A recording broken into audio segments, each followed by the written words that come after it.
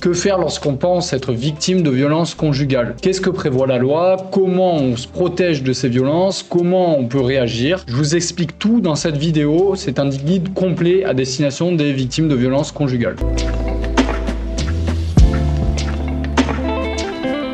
Donc dans cette vidéo, je vais vous présenter les points les plus importants à connaître si vous pensez être victime de violences conjugales. Comment se sortir de là? Comment est-ce que la loi et comment est-ce que la justice peut vous protéger. Pour vous expliquer tout ça, je vais vous présenter un guide qui sera à la fois sur votre écran, mais je le commenterai en même temps. Comme ça, vous pouvez suivre en même temps que moi. Je développerai certains points lorsque c'est nécessaire. On parle de violence conjugale lorsqu'il y a un rapport de domination d'abord. C'est pas juste une dispute avec votre conjoint ou votre concubin. Ah oui, j'oubliais, on parle de femmes victimes de violences conjugales parce que malheureusement, c'est ce qui arrive le plus souvent, car c'est en fait la réalité, hein. C'est plus de 90% des victimes qui sont des femmes. Donc je vais m'adresser sûrement au féminin dans cette vidéo par habitude, puisque j'accompagnais moi-même des victimes de violences conjugales. Mais ça n'enlève pas le fait qu'il y ait certains hommes également qui soient victimes de violences conjugales.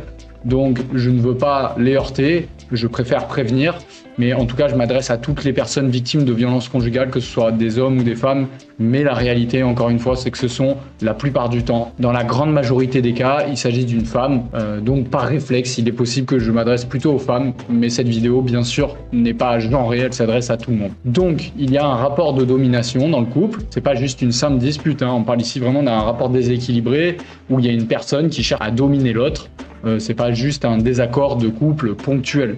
Il y a vraiment, véritablement un contrôle, parfois une intimidation, une atteinte à l'intégrité qui peut être notamment physique, lorsqu'il y a des violences physiques, mais on verra les différentes formes de violences conjugales qui existent dans le code pénal actuel.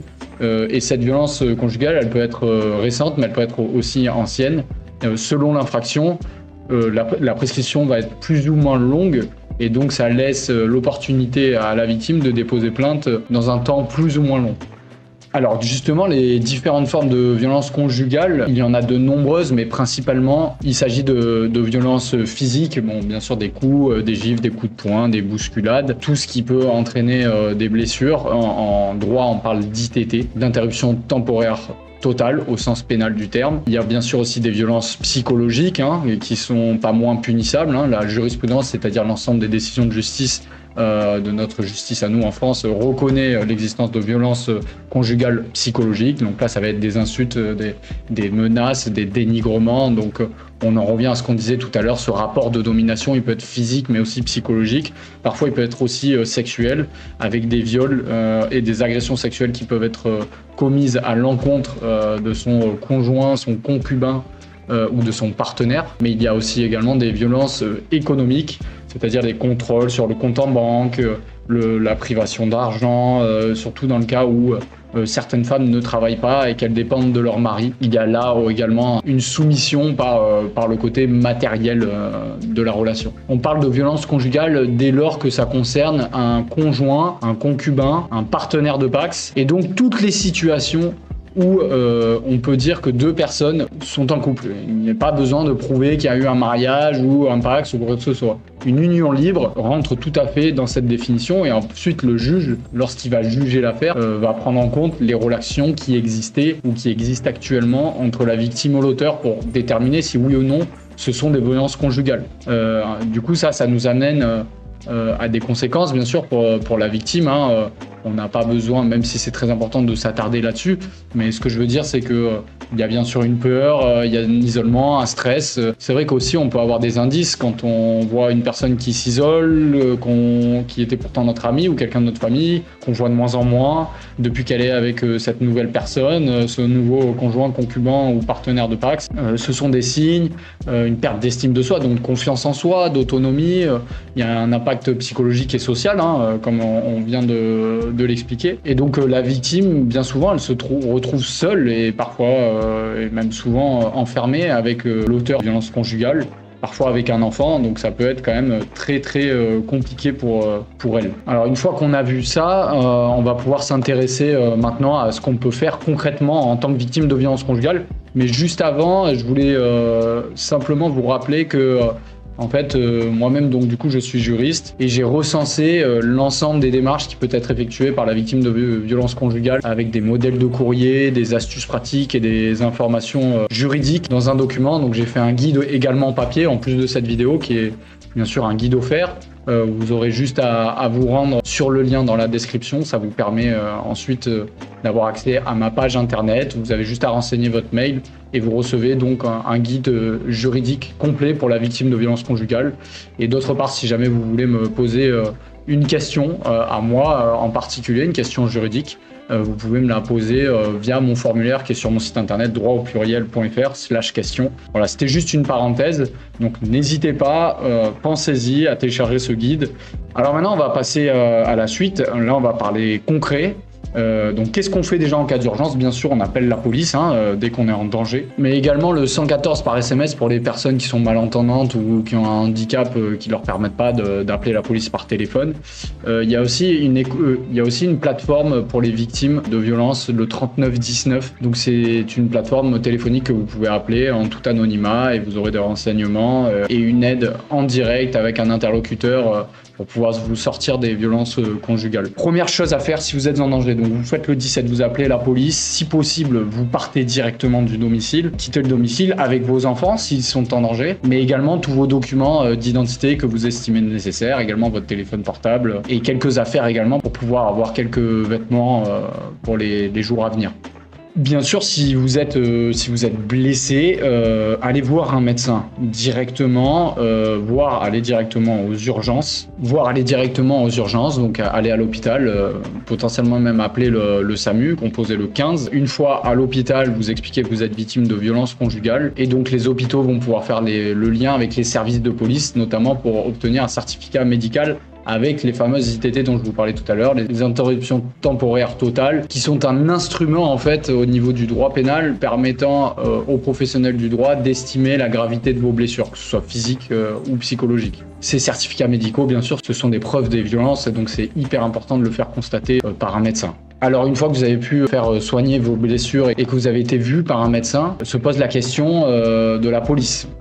Se poser la question de la police, ça signifie concrètement en fait se rendre dans un commissariat de police. Si ça n'a pas déjà été fait et que vous n'avez pas été présenté à un officier de police ou de gendarmerie, à ce moment-là vous allez dans un commissariat, dans une gendarmerie la plus proche.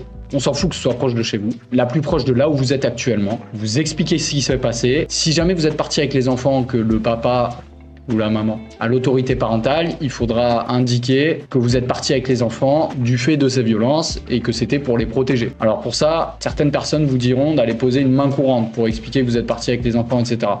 Vous pouvez faire une main courante, mais ce qui est très important surtout, c'est de déposer plainte. Vous pouvez déposer plainte même si vous n'avez pas encore de preuves. C'est pas une condition d'avoir des preuves. Les preuves, normalement, c'est pas votre travail, c'est le travail de la police, de la gendarmerie et donc des enquêteurs. Alors bien sûr, si vous avez déjà des certificats médicaux, des témoignages, etc., apportez-les, mais ça peut être fait dans un deuxième temps. Donc c'est pas une condition préalable pour déposer plainte. Vous avez toujours le droit de déposer plainte, donc allez-y. Si on vous refuse le dépôt de plainte, changez de commissariat. Vraiment, ne vous laissez pas faire, même si c'est très dur, que vous êtes dans une période qui est compliquée, il faut absolument déposer plainte parce que le dépôt de plainte, ça permettra de déclencher une enquête de police. Et cette enquête de police, ça permet au procureur d'ordonner des mesures urgentes de protection, notamment. Parfois, il peut saisir des associations d'aide aux victimes pour que les juristes de ces associations vous appellent et vous proposent des solutions, des mesures de protection, comme par exemple le téléphone grave danger ou le bracelet anti-rapprochement. J'en parlerai un peu plus tard dans la vidéo. Donc, hyper important, c'est le dépôt de plainte. Gardez aussi une copie de ce procès-verbal de plainte, gardez-la avec vous parce que ça va être demandé dans les différents services là où vous pourriez vous rendre. Et notamment, j'en ai parlé là à l'instant, des associations d'aide aux victimes. France Victimes, c'est la fédération des associations d'aide aux victimes de France. C'est-à-dire que dans la fédération France Victimes, il y a plus de 150 associations en France, je crois. Et ces associations, elles sont localisées à différents endroits en France, ce qui permet d'en avoir une normalement assez proche de chez soi. Vous pouvez aussi faire le 3919, ça rejoint ce que je disais au début, pour les violences faites aux femmes. Ces associations d'aide aux victimes, elles permettent d'avoir un accompagnement qui soit juridique, psychologique et social. Surtout, ce sont des consultations qui sont confidentielles, complètement prises en charge par l'État. Vous n'aurez rien à payer, que ce soit pour le suivi juridique, psychologique ou sociale. Bien sûr, sur le côté juridique, exactement comme moi j'ai pu le faire dans des associations d'aide aux victimes, les juristes ne sont pas là pour vous conseiller juridiquement. On n'a pas vocation à remplacer les avocats. On est là en complément, on est là plus pour vous orienter. On est là aussi pour vous expliquer ce que vous pouvez faire, ce qu'il faut faire dans le cas où vous êtes victime de violences conjugales. Les psychologues, bien sûr, sont là et sont formés spécifiquement pour les traumas des victimes d'infractions et notamment les violences conjugales. Donc ces associations, vraiment, n'hésitez pas à les solliciter. Je vous parlais du rôle des juristes, mais il y a aussi le rôle des avocats qui est très important et aussi également certaines associations qui font ça. C'est la demande d'ordonnance de protection. L'ordonnance de protection, c'est quelque chose qui peut être demandé auprès du juge aux affaires familiales. Le juge aux affaires familiales, c'est celui qui va décider de la garde des enfants, mais également qui va être sollicité en cas de violence conjugale, en plus du procureur de la République, dont je vous ai parlé tout à l'heure, mais ça c'est au pénal. Donc là, le juge aux affaires familiales, il traite le côté civil. C'est une procédure civile. Donc, on saisit le juge aux affaires familiales, de préférence avec un avocat. C'est une mesure judiciaire rapide et qui est accessible normalement sans plainte. Il n'y a pas besoin d'avoir déposé plainte, mais je vous invite à faire les deux en même temps. Cette mesure, qui peut être ordonnée par le juge aux affaires familiales, elle permet d'obtenir une interdiction de contact de l'auteur envers la victime. C'est-à-dire que l'auteur, par exemple, aura interdiction d'entrer en contact avec vous. Et également, si vous en avez avec vous, avec vos enfants, si jamais ils sont également en danger. Et d'ailleurs, le juge aux affaires familiales, il va pouvoir se prononcer, notamment sur la garde des enfants. Cette ordonnance de protection, elle peut être également une ordonnance provisoire immédiate. C'est-à-dire en cas de danger grave, le juge aux affaires familiales doit se prononcer dans les 24 heures. Elle est encore plus rapide que l'ordonnance classique dont je vous ai parlé tout à l'heure, juste avant. Elle est prise en urgence. Donc là, ce sont les cas les plus graves où il y a un danger potentiellement d'atteinte à votre vie. Il peut y avoir des suspensions de droits parentaux, notamment l'impossibilité pour le papa ou la maman d'exiger la garde des enfants puisque ceux-ci sont en danger. Là, ce sont deux aspects, les ordonnances de protection qu'il faut voir directement avec votre avocat parce que c'est lui qui va saisir le juge en référé, le juge aux affaires familiales en référé, c'est-à-dire en urgence, pour demander l'une ou l'autre de ces ordonnances qui permettent d'être protégés, de protéger également vos enfants si vous en avez. Il y a également d'autres mesures de protection qui existent, des dispositifs de protection. C'est là où interviennent notamment les associations d'aide aux victimes, en tout cas pour certaines.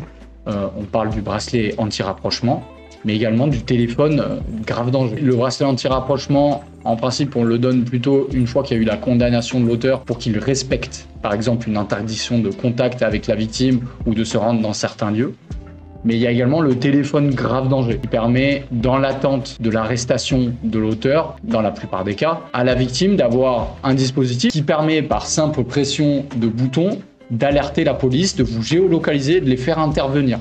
Ce qui permet, en fait, dans le cas où l'auteur, le mis en cause, est en train d'être recherché par la police juste après votre plainte, ça permet à la police de directement intervenir là où vous vous sentez en danger, là où vous croisez en fait l'auteur des violences conjugales. Donc ça peut réellement sauver des vies. Il faut en parler. Si la police ne vous en a pas parlé, adressez-vous à un juriste d'association, demandez-lui quelle est la procédure. Il va pouvoir faire le lien avec le parquet de votre ville et donc potentiellement demander un téléphone grave danger, en sachant que pour l'instant il n'y en a pas de manière illimitée. Donc il y aura forcément des conditions à vérifier pour savoir si vous êtes éligible à cette protection, le téléphone grave danger. Exactement pareil pour le bracelet anti-rapprochement. Mais en tout cas, parlez-en si vous vous sentez en danger, comme ça vous allez pouvoir être fixé sur ce point. Alors on en a parlé aussi tout à l'heure un petit peu, protéger les enfants. Ça sera via le juge aux affaires familiales. C'est-à-dire que vous allez demander non seulement une ordonnance de protection, mais également une résidence fixée chez vous. En tant que victime, le juge il peut fixer le domicile chez la victime pour protéger l'enfant, au moins en l'attente de l'audience du mis en cause, si jamais il y en a une qui est prévue. Et donc même parfois, je le disais tout à l'heure, il peut, le juge, retirer carrément ou suspendre l'autorité parentale en cas de violence grave, et donc il peut être déchu de toute ou partie de ses droits parentaux. Par exemple, le juge il pourrait considérer que les enfants ne sont pas en danger, mais toutefois, dans l'attente du jugement, fixer un droit de visite en centre médiatisé. En centre médiatisé, ça veut dire que, par exemple, on va prendre l'exemple du père qui est l'auteur de violences conjugales, pourrait toujours voir ses enfants, n'aurait pas un droit de garde, c'est-à-dire qu'il ne pourrait pas les héberger chez lui, par contre un droit de visite dans un endroit où il y a du monde pour rassurer aussi la victime, qui dirait que par exemple monsieur sera un danger également pour les enfants, ce qui permet aux enfants de ne pas couper le lien avec le papa. le papa peut toujours voir ses enfants, il a quand même un droit de visite. Et donc, cette visite va être encadrée et surveillée. Donc, il n'est pas question que le papa soit seul avec les enfants, au moins en attente de son jugement. D'autre part, si jamais vous partez du domicile, il y a des aides financières et également des aides pour le relogement. Le 115, le SAMU social, ça c'est hyper important, ça permet d'obtenir une mise à l'abri. C'est-à-dire que si vous êtes victime de violence conjugale, vous appelez le 115, vous dites « je suis victime de violence conjugale, je suis avec mes enfants, ou sans mes enfants, ou j'ai pas d'enfants », peu importe, en tout cas il n'y a pas de condition là-dessus. J'ai besoin d'un hébergement d'urgence, d'une mise à l'abri. Et il y a parfois des lieux qui sont carrément des lieux qui sont cachés, dont les adresses sont inconnues dans les cas les plus graves, le temps que le mis en cause soit arrêté, placé en garde à vue et potentiellement en détention provisoire pour qu'il soit hors d'état de vous nuire. Donc le 115, c'est un réflexe très important, on le conseille souvent aux victimes de violences conjugales. Également, adressez-vous à la CAF ou à la MSA pour obtenir une aide universelle d'urgence. C'est une aide qui a été décidée assez récemment pour les victimes de violences conjugales, notamment celles qui sont dépendantes financièrement de l'auteur des violences conjugales, pour permettre d'avoir des ressources quand même, continuer à vivre, pour pouvoir vivre décemment, s'acheter à manger, s'habiller, notamment pour les enfants également.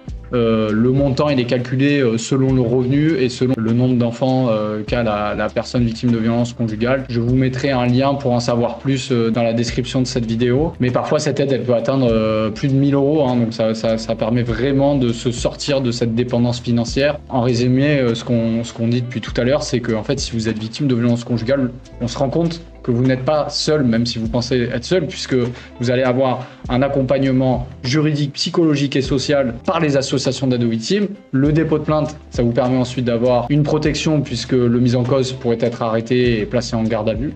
Également, les différents organismes sociaux comme la MSA, la CAF peuvent vous aider. Vous pouvez aussi vous adresser à la maison de la solidarité la plus proche de chez vous pour obtenir des aides financières, notamment une aide pour demander un nouveau logement. Le 115 pour se reloger dans l'urgence, être mis à l'abri. En somme, vous avez beaucoup de dispositifs qui sont en faveur des victimes de violences conjugales, donc il faut absolument s'en saisir.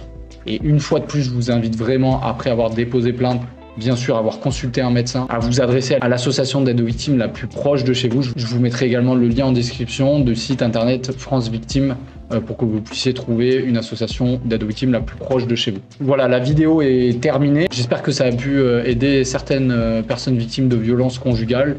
Si vous êtes encore dans l'hésitation de déposer plainte, parce qu'il y en a énormément dans votre cas, n'hésitez pas au moins à prendre un rendez-vous avec un juriste d'une association d'aide aux victimes proche de chez vous. Ça ne vous engage pas, il ne va pas faire de démarche pour vous, il ne va pas déposer plainte pour vous, mais au moins vous aurez une analyse complète de votre situation et vous saurez quels sont les dispositifs locaux que vous pouvez solliciter, c'est-à-dire les services les plus proches de chez vous, comment ça peut s'organiser, comment déposer plainte. Vous préparez à ce dépôt de plainte. Parfois, il y a certaines associations qui peuvent vous accompagner lors de ce dépôt de plainte et pour toutes les démarches. Donc, n'hésitez pas à en parler. Parlez-en autour de vous. Si jamais cette vidéo a pu vous aider, n'hésitez pas à mettre un like, à vous abonner parce que moi, ça me soutient. Ça me donne envie de continuer à faire ces vidéos à destination des victimes d'infractions. J'en fais pour toutes les infractions pénales. J'ai également, je vous le rappelle, rédigé le guide juridique pour les victimes de violences conjugales. Vous l'avez en description. Et enfin, vous pouvez me poser votre question directement via mon formulaire en ligne sur droit-au-pluriel.fr/question. Je vous remercie de m'avoir regardé.